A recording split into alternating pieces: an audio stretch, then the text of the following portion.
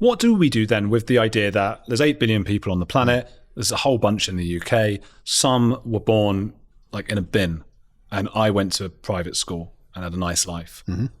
And we don't want equity because that's just ridiculous. But what do we do? Do we just go, well, that's your lot? Well, I think that the most important thing for people is to feel that they're being treated fairly.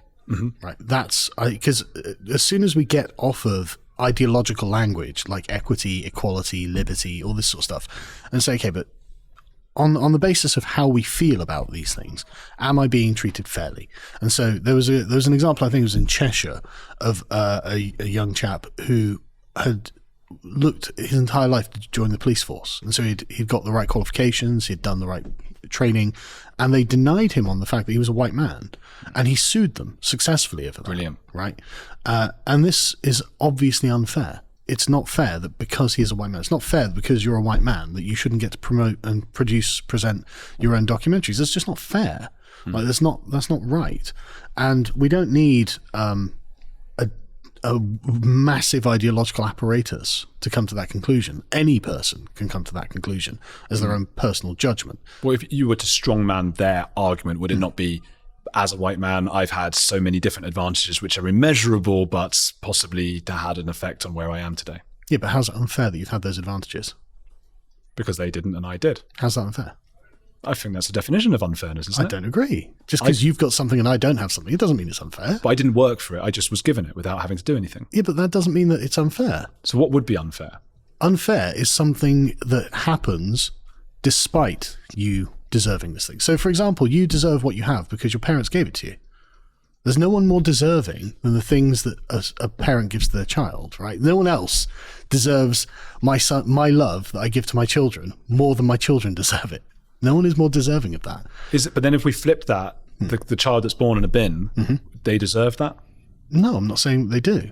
Isn't that the flip side, though? If we all deserve the place that we're sort of born into. No, it's not that there aren't unfairnesses, right? There are unfairnesses, but that doesn't mean just because someone has something good, that was given to them through unfair means. For example, if I don't know anything about your situation, but say your dad works very hard all of his life and can afford to send you to a private school. Yeah. Right? Yeah, he was working class and there worked we go. hard.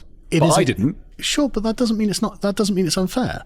Look, the means through which your dad acquired the wealth to be able to send his son to a private school was totally fair. There's no injustice that takes place in that line, right? And so that you have something that someone else doesn't have, doesn't an injustice make? And I'm not saying that it isn't an injustice that someone else is born in a bin, sure. But then you look at, okay, well, who put them in the bin? Like, their parents. That was also my dad, unfortunately. He was a bit of a terror.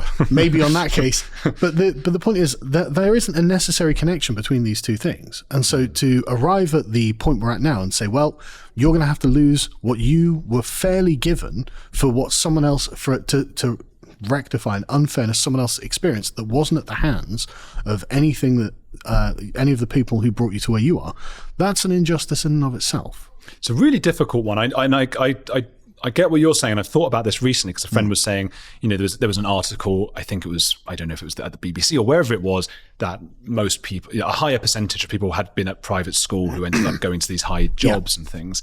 And it wasn't that high, but it was higher than the percentage of state school people, but it was lower. It was like 20% are from private schools, even though only a few percent actually go to private schools, something like that.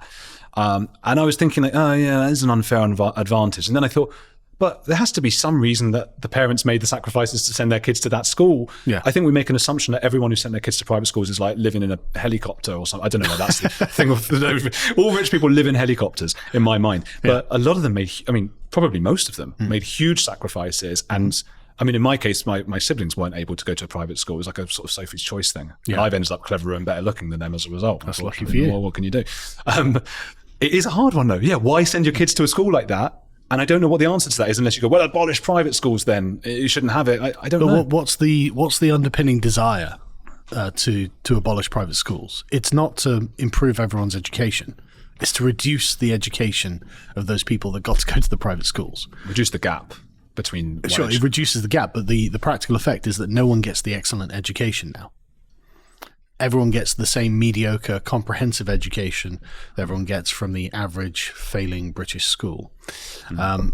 And so all you've done in the bid for fairness through the left-wing lens is reduction, whereas through a non-left-wing lens, actually fairness could be charity. It could be helping someone out. It could be doing something for someone else, but it doesn't mean reducing someone else. It doesn't mean taking something away from someone, especially if, I mean, your case is a good example. What you have accumulated wasn't accumulated through exploitation. It wasn't accumulated unfairly. So why the hell should anyone have the right to take that away from you? It's a philosophical debate about fairness, and the macrocosm there is my father worked really hard. His parents worked hard, and second generation immigrant before that, they were poverty stricken and just moved in. So there's that movement up the chain. They've all worked hard. They've instilled in me the value of hard work and all of those things. And that on a macrocosm is it's the epitome of fair. Yeah. On a microcosm, I'm born with a season ticket to Spurs and a private school education, and some people have a very, very difficult life. Yeah, but that doesn't mean that that's unfair. That's the thing. And the thing that underpins this conception of the world is a kind of Rawlsian view of what the world should be like. And John Rawls is a liberal philosopher, very famous for his veil of ignorance thought experiment. Okay. He said, look, if you knew you were going to be born, but you didn't know what kind of world you'd be born into, what kind of world would you choose to be born into before you were born? So if you wouldn't say, oh, I don't want to be born into a world with slavery, because you might be a slave. You don't know that you'd be a slave.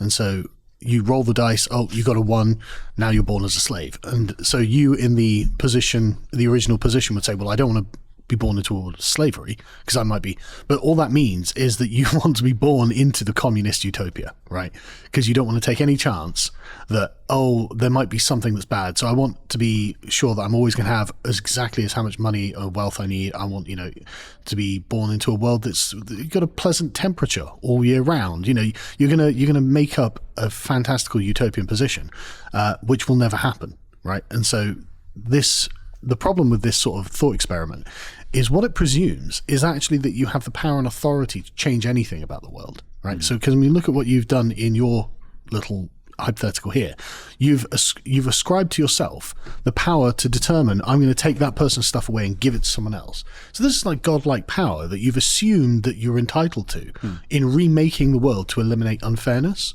And it's like, I'm sorry, I just don't see where the authority for that power comes from. Where's the authority for me to take away your good fortune and give it to someone else come from? I don't have any right to take away the things that you've got. And me complaining, well, it's just unfair that you get to have the nice things you have.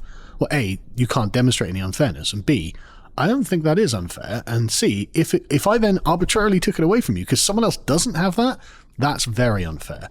So I think really it's the way we conceive of the world, because what we've done is approached this with sort of the mindset of some sort of football manager, right? It's like we're playing a football manager game. We're like, right, okay, we're going to mess around with the entire team. It's like, no. The team is not, this isn't a team. This is people's real lives. This is our entire country.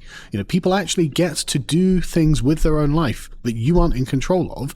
And the fact that you can't accept that as the sort of liberal manager is the problem. That's the problem. You've got to accept that there are limits to what you can do, and they don't. And this is all of our politicians buy into this kind of framework. They're like, well, we're just going to start moving things around and take things away. We're going to start taxing you this. It's like, this is my money you're taking away. This is my labor, my effort, my heart, my sweat that I've put into getting all of this. And you're just like, yeah, so we're just going to crank up the taxes on you. It's like, that's an injustice, you idiots, and they don't understand that these are people's lives that they're ruining. Yeah. Well, oh my God, it's so complicated. I'm not. By the way, those aren't necessarily my views. I'm just. I know you're steel manning the. I said strong manning, didn't I? Yeah, that's fine. Keep doing that. I've done it like 5 times, and then had to delete it and put steel manning. Yeah. Like voiceover after steel manning. Why do I want to call it strong manning? That's probably like some weird like gay porn that I've been secretly watching and have inadvertently admitted now. Well, I can tell you had a private education. Yeah, it wasn't a boarding school or anything like that. Those guys. No, why is the soggy biscuit game always on a rich tea? It's always what? A rich tea. A rich tea? What do you mean? Biscuit. Rich tea. Is that a type of biscuit? Yeah. I'm just beyond biscuits. I don't know the names of biscuits. Transcended biscuits. I've transcended biscuits. But is it that? Is that the biscuit? I have no idea. Is it a posh biscuit? Is that why? No, it's a really plain biscuit. Yeah. The soggy. Don't look up the soggy biscuit game, anyone. Yeah. It's a really interesting points, all of them. However, it's still in the interest of the wealthy in a country, I think, to pay those kinds of taxes, because you don't want a country where there's just people dying all over the street. Sure. And there are lots of ways to make sure that you don't have people dying all over the street. A total redistribution of wealth isn't one of them, actually. Okay. Well, it hasn't worked anywhere, right? Like, is California more equal due to their socialist policies? Is New York more equal? Is Portland more equal? No. No.